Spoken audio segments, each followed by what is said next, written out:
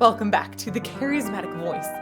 I grew up with David Bowie, or at least with his iconic and wacky performance of The Labyrinth.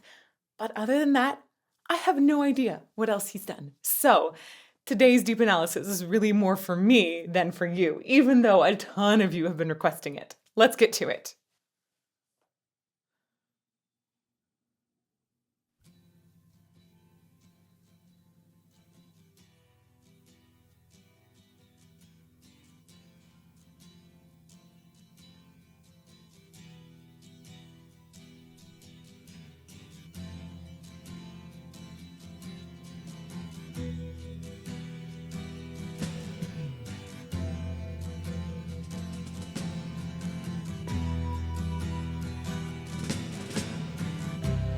Ground control to Major Tom.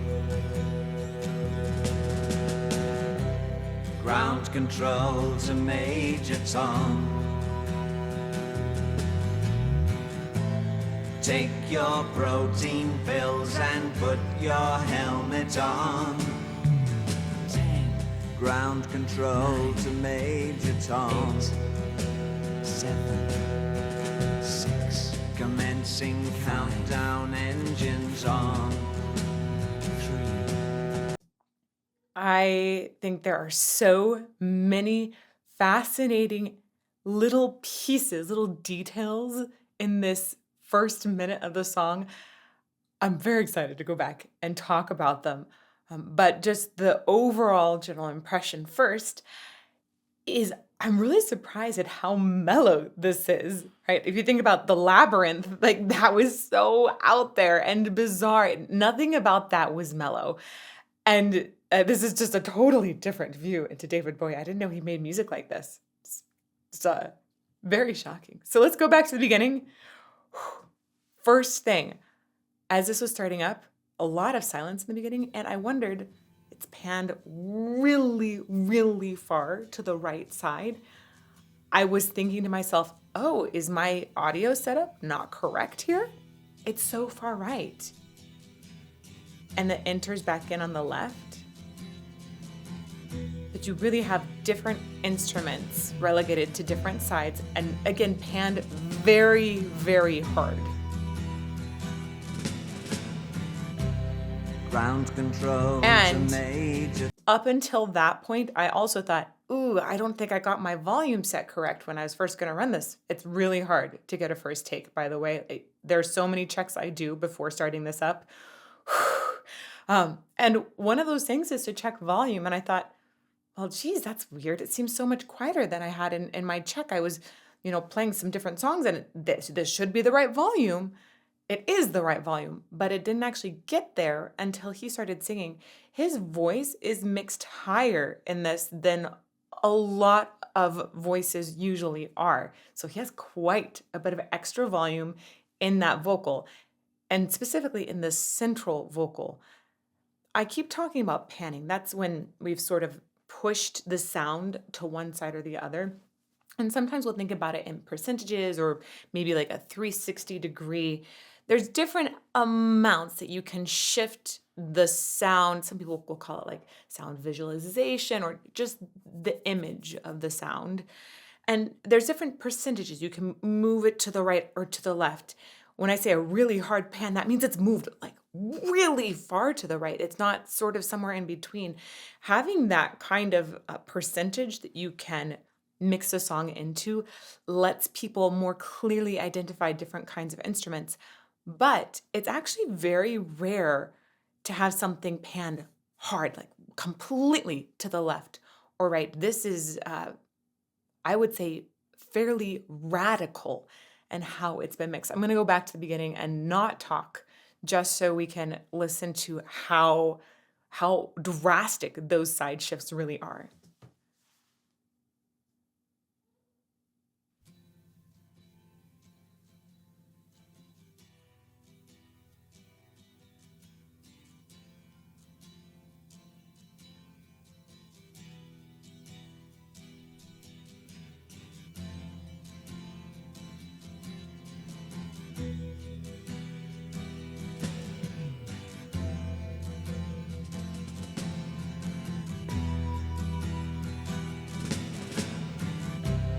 Ground control to major tom. The clarity on his voice in that center channel is incredible too. Ground control to major And then tom. those two doubles on the sides, really far to the sides. Take your protein pills and put your helmet on. I also love, this was I think done in 1969, so we wouldn't be likely to just double a vocal, like complete copy and paste it. And you can hear the difference in the performance between the left and the right side, especially in how quickly it closes to different consonants. That's delightful. I like having that difference, but it's still contained within the same voice. So similarities, but just like small, tiny differences. Ground control to major tom. Additionally, they're an octave apart, so you get that as Take well. your protein pills and put your helmet on. 10. Ground control to major tom. 7, 6. Commencing countdown, engines on. So strange to me the way that they had ground control central, and then after that, it was the next phrase was completely shifted to the right side. And I love actually having the countdown just so far left.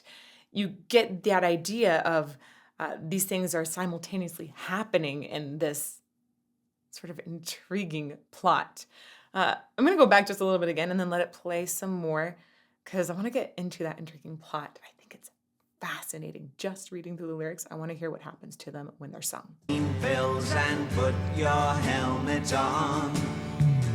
10. Ground control to major tom. 7, 6. Commencing countdown, engines on. 3, 2. Check ignition and may God's love be with you.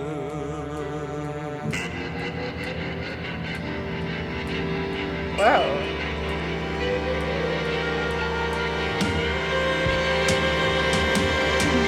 This is ground control to major tom.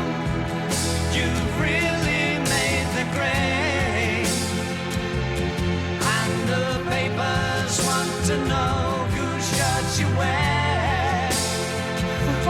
Now it's time to leave the capsule if you dare.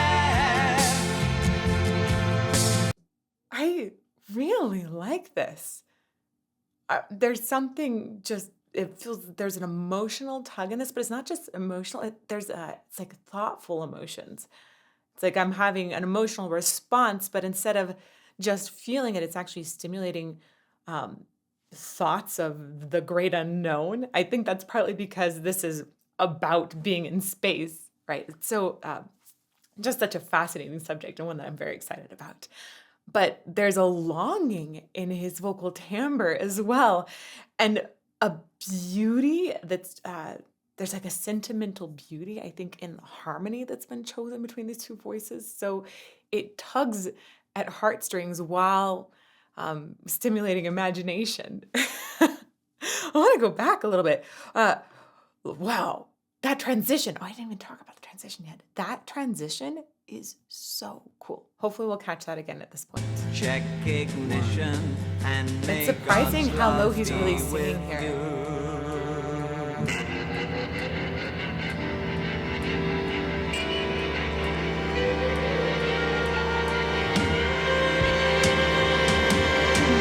This is ground control to me. The way that there's this sliding in the strings and other instruments, it creates a very haunting kind of vibe, something that feels unnatural. That kind of sliding has been used in classical music to create a spooky feeling, often to create feelings of anticipation. You'll hear it in horror music as well. So hearing it so explicit and in your face at this point, I think creates a sort of, what's the word for it? It feels like disillusioning. It definitely feels like reality is starting to get bent. And I think that's a great way to perhaps give you a sense of how it might feel to be inside of a spaceship lifting off. What a cool way to portray that, what that sensation might be like. I'm going to go back to it again. God's love be with you.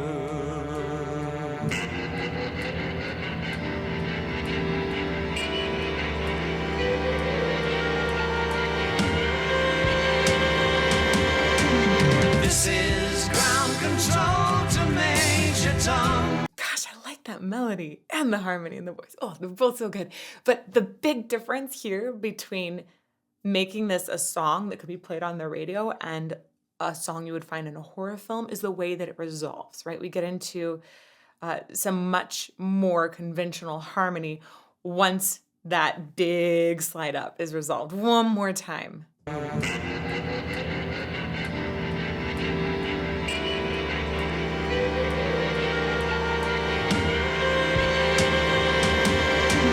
This is ground control to Major Tom.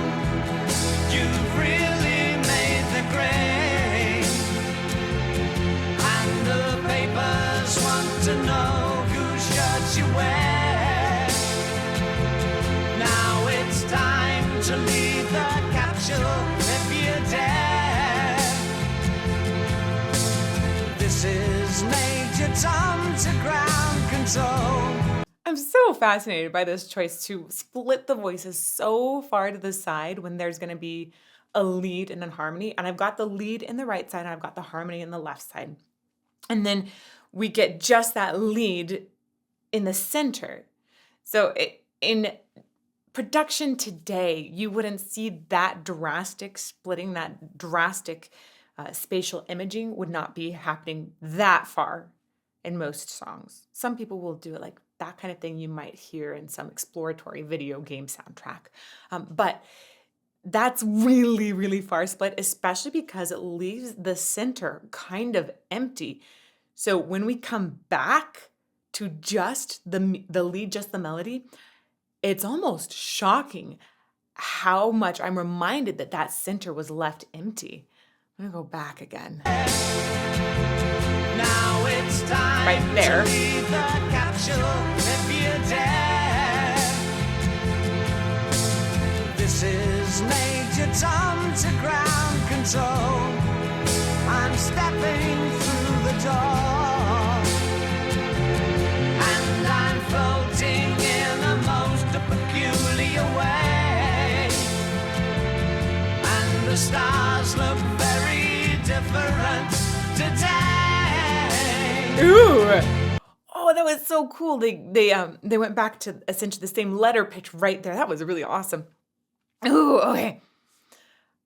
Let's talk about his timbre. I'm gonna go back a little bit and as we're listening, just want to point out a couple of things. One is he's not singing crazy, crazy high.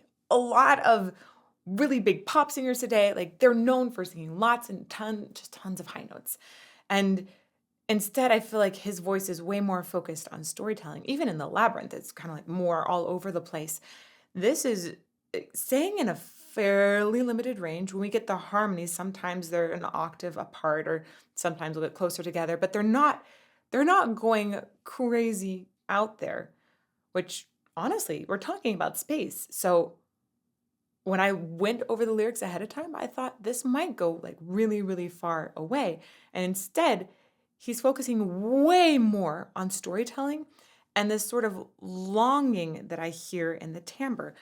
The focus of the sound has got actually quite a bit of nasality on it. There's a lot of clarity and attention to lyrics and a lot of attention to how the voice keeps vibrating between different vowels and consonants. All right, let's hit play. Stepping through the door, and I'm floating in a most peculiar way, and the stars look very different today. I really like that moment. So listening to how he sings really reminds me of some aspects of classical singing and training. I mentioned that continuing vibrations through consonants, through vowels. And sometimes when you're working on a song, especially in classical music, but this applies to all genres, you can get a ton of benefits by just singing the vowels and singing, if I'm going to say major tom, I'd sing a or ah instead of major tom and just have the vowels leave the consonants out. And that can teach a voice to really vibrate through all of the moments as much as possible.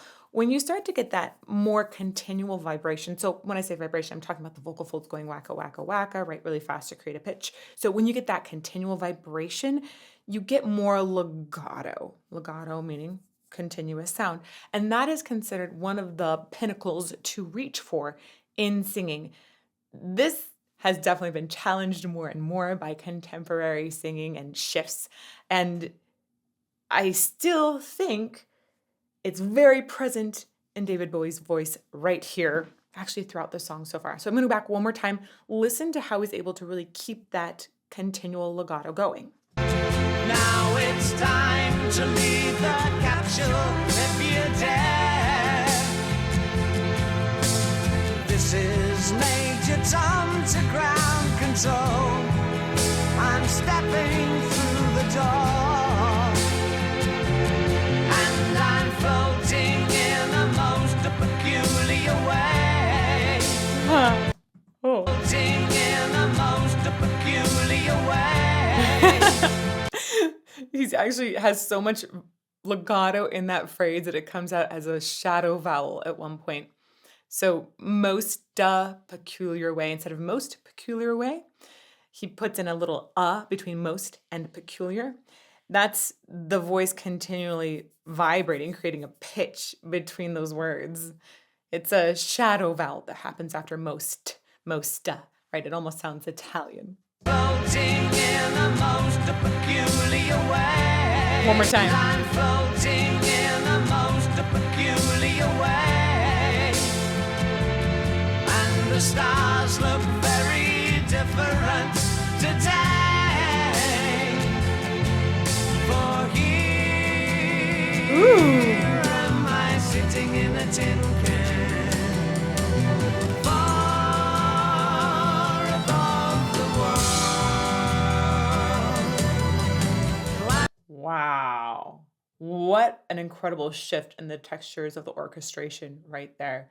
We've got definitely some woodwinds that came in and they're almost creating a little, they're almost like stars shimmering. It's fantastic. Tons of movement, like very subtle movement in the orchestra. Tin can, far above the world. And you can notice how his vocal line is a lot more stagnant. It's holding things out a lot longer instead of giving us tons of lyrics. And this actually creates that contrast with that tons of different movement and textures that have been introduced in the orchestra at this point.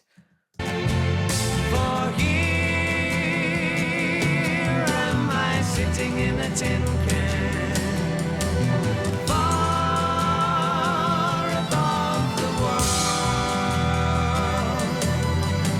Planet Earth is blue and there's nothing I can do.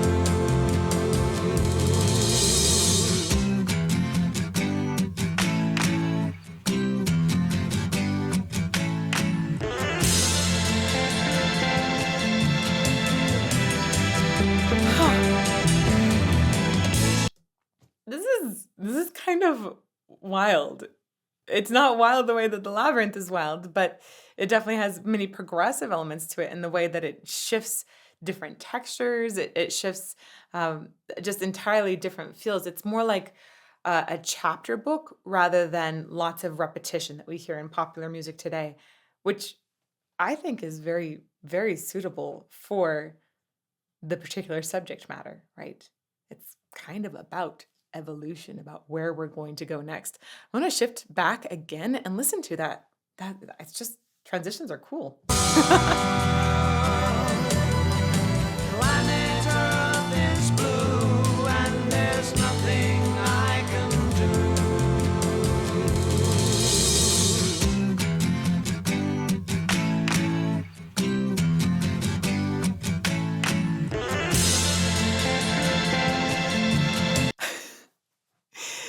I'm wondering, there's sort of a rock out vibe that I got right there, right after planet Earth is blue and there's nothing I can do, right? He's kind of just floating in space, maybe perhaps lost.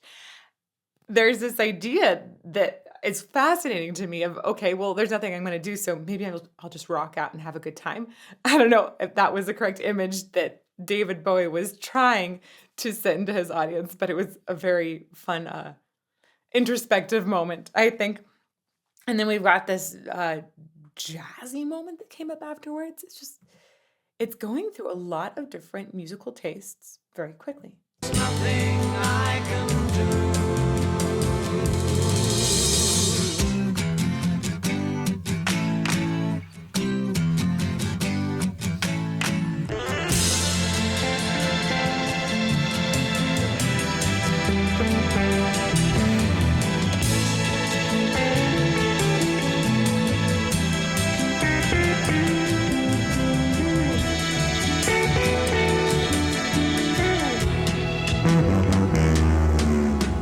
Though I'm past 100,000 miles, I'm feeling very scared. And I think my spaceship knows which way to go. Tell my wife I love her very much. She knows.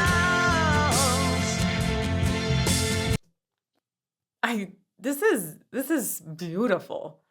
It's haunting.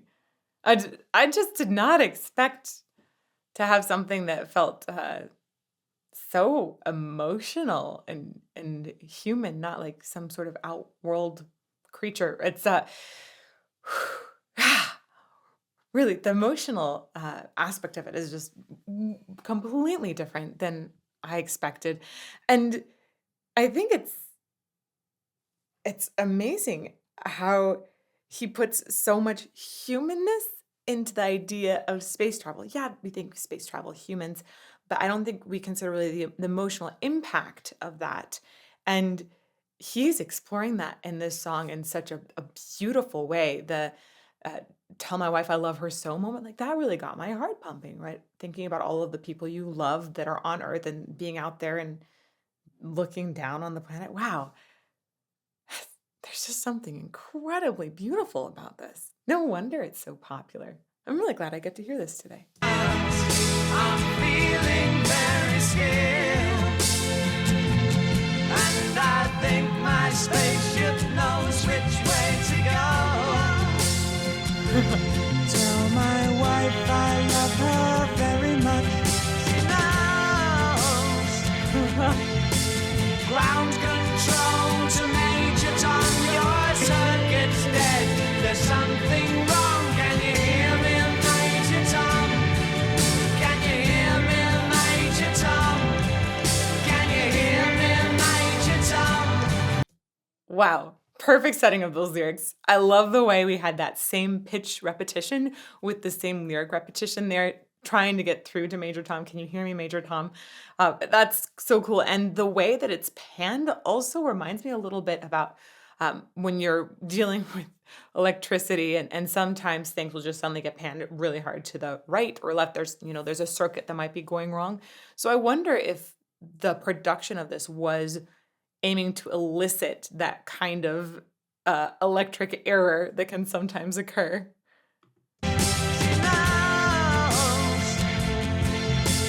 Ground control to Major Tom, your circuit's dead. There's something wrong. Can you hear me, Major Tom? Can you hear me, Major Tom? Can you hear me, Major Tom? Can you hear? Am I floating around my tin can? Oh, cool. That floating moment. You have those woodwinds that were kind of going blah, blah, blah, blah, blah, blah, in the background again. You have those with their texture of the shimmering stars, or maybe I feel something spinning in that texture as well. It's fascinating. The way that you have essentially a difference in the orchestration underneath to separate ground control and major tom. Love the setting of that. And I've been thinking that one of the reasons this song seems to pull at the heartstrings might actually be that use of the orchestral strings.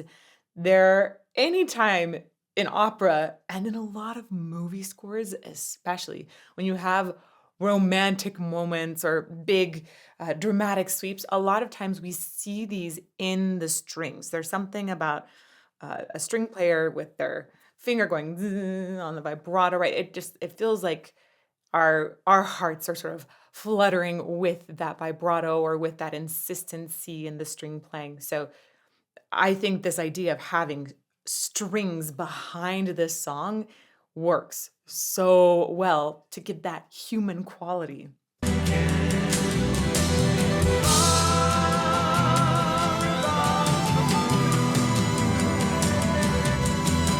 Planet Earth is blue, and there's nothing I can do.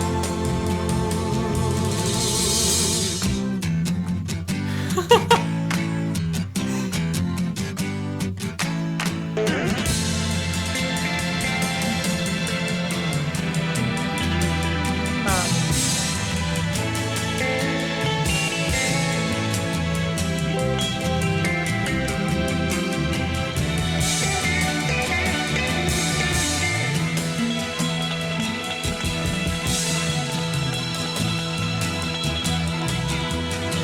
wow.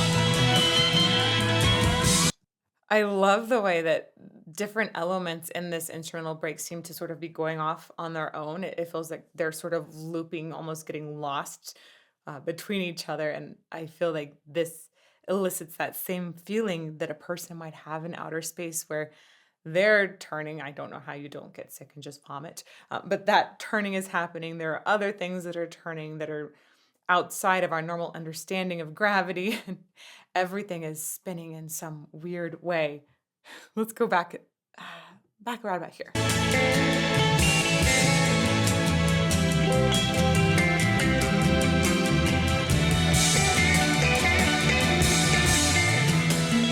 There you go. There's one that's moving over there. That one is sometimes fun different. There's another one that's starting over here.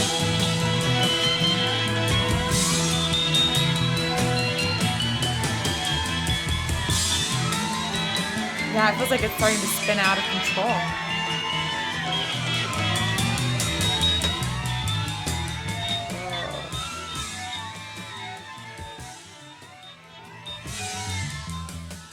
Whoa. This is such a thought-provoking song. I've thought a lot about space travel and where we're going to go as a race in the future. I'm sure you have too. But this song brings an additional element to it, which I haven't thought as much about, which is really the emotional impact that space travel is going to have on the people traveling. That's incredible. I loved it. And I love the way that the delivery of this is so radically different from David Bowie in the Labyrinth. There's something mesmerizing, definitely. Uh, there's a lot more layers and depth to his tone and his production than I ever knew. It's really, really exciting to me, and I hope I get to dive in to David Bowie's voice a lot more. Thank you to everyone who's recommended this. If you want to see some more thought-provoking analysis of songs, you can check out this playlist over here. And may you fall more in love with music every day.